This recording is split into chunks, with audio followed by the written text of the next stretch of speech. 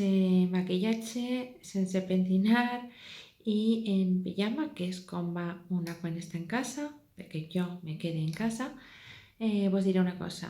Si una cosa té de bo, a més que em deixi d'això i m'esforç, si una cosa té de bo és que podem fer una cosa que sempre deixem per al final, per a les vacances, per a quan tenim temps.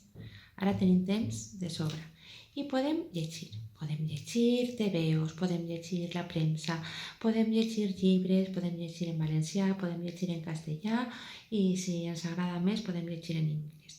Però cal llegir, tenim un muntó de coses pendents i per això és el moment, i no t'ho dic jo, t'ho dic també la meva amiga que era trista. Així que animeu-se, llegir és un plaer i és un bon moment per a descobrir-lo.